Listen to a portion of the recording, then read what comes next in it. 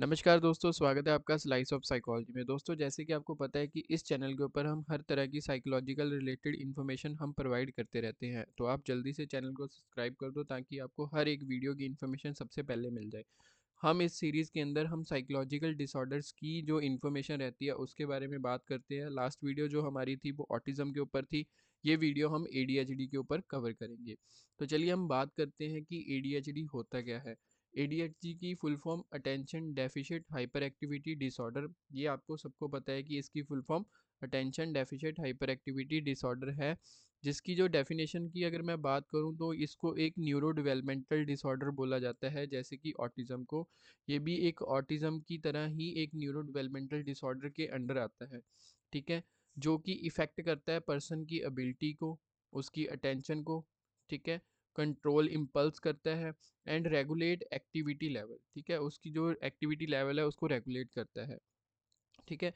ये जो स्टार्टिंग शुरू हो जाती है इसकी चाइल्डहुड से स्टार्टिंग हो जाती है और धीरे धीरे अडल्टहुड तक ये बढ़ता जाता रहता है, ठीक है। अगर इसके मेन फीचर्स की बात करूँ या क्राइटेरिया की बात करूँ, उसके तीन क्राइटेरिया रहते हैं। फर्स्ट है इनअटेंशन, सेकंड है हाइपर एक्टिविटी एंड थर्ड है इम्पल्सिविटी।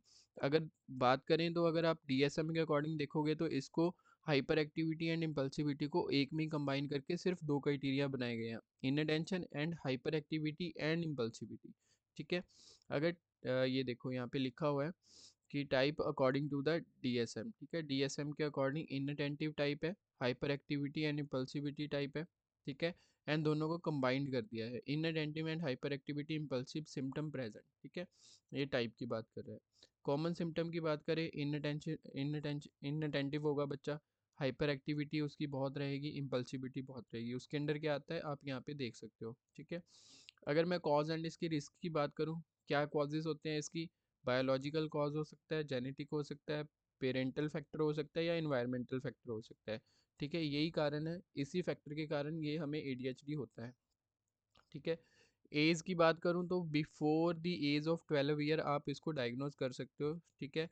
अगर हम बात करें कि पॉपुलेशन की तो 5 to 7% जो चिल्ड्रन है वर्ल्ड वाइड ये इससे डायग्नोज्ड होते हैं, ठीक है। ये ज़्यादातर जो रहता है बॉयज़ में ज़्यादा रहता है, गर्ल्स में कम रहता है, ठीक है।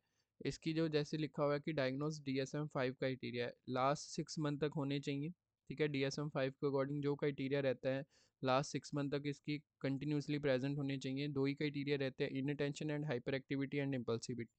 इनअटेंशन के अंदर 9 टोटल सिम्टम्स रहते हैं, जिसके अंदर 6 पॉजिटिव होने चाहिए और 6 मंथ तक पॉजिटिव होने चाहिए। ऐसे ही हाइपर एक्टिविटी एंड इम्पल्सिविटी सब टाइप के अंदर 9 सिम्टम्स होते हैं, 9 में से आपके टोटल 6 सिम्टम्स पॉजिटिव होने चाहिए और 6 मंथ तक, लास्ट 6 मंथ तक होने चाहिए, ठीक है, राइट। असेसमेंट टूल की बात करें तो अलग अलग तरह की असेसमेंट्स रहती हैं, जो कि फेमस जो असेसमेंट है वो वेंडरबिल्ट है, Vanderbilt parent rating scale and teacher rating scale. आप ऑनलाइन डाउनलोड करके भी उसको यूज़ कर सकते हो, ठीक है। इसके लिए क्लिनिकल इंटरव्यू हो गया, बिहेवियर रेटिंग स्केल आप यूज़ कर सकते हो, ऑब्जर्वेशंस ये मैटर करती हैं। ट्रीटमेंट की बात करूँ तो medication, behaviour therapy, parenting training, school interventions and counselling and psychotherapy ये प्रोवाइड करके आप बच्चों को मैनेज करना सिखा सकते हो, क्योंकि ये भी ट्रीटेबल नहीं है।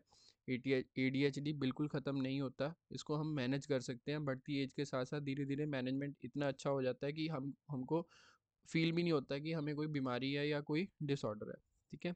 रोल ऑफ साइकोलॉजिस्ट का क्या रहता है, वो पहले असेसमेंट करता है, फिर बिहेवियर मॉडिफिकेशन करता है, फिर काउंसलिंग करेगा और फिर स्किल ट्रेनिंग के ऊपर काम करेगा। तो मीन्स हमारा मेन पर्पस जो रहता है वो स्किल ट्रेनिंग के ऊपर रहता है, ताकि वो बच्चा अपनी लाइफ में हर एक चीज़ को अच्छे से मैनेज कर पाए और उसको आगे जाके दिक्कत ना हो अपनी लाइफ में, जो भी अपने करियर के लिए वो करना चाहता है, ठीक है।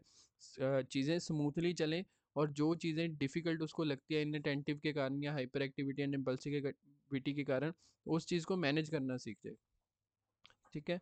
आउटकम की अब बात क्या करें तो with early intervention most children improve well, ठीक है, अच्छे से वो मैनेजमेंट कर सकते हैं, ठीक है, इम्प्रूव कर सकते हैं, मतलब ठीक नहीं हो सकते। विदाउट ट्रीटमेंट में फेस एकेडमिक प्रॉब्लम, अगर आप अच्छे से ट्रीटमेंट नहीं दे पाओगे तो एकेडमिक प्रॉब्लम्स आएंगी, लो सेल्फ स्टीम होनी शुरू हो जाएगी, क्योंकि ऑब्वियस ही बात है कि जब आप दुनिया में निकलोगे अपने करियर के लिए, दुनिया को फेस करोगे तो वहाँ पे आपको दिक्कतें आएंगी, क्योंकि इन अटेंटिव पर्सन अपने करियर में अच्छे से फोकस नहीं कर पाएगा।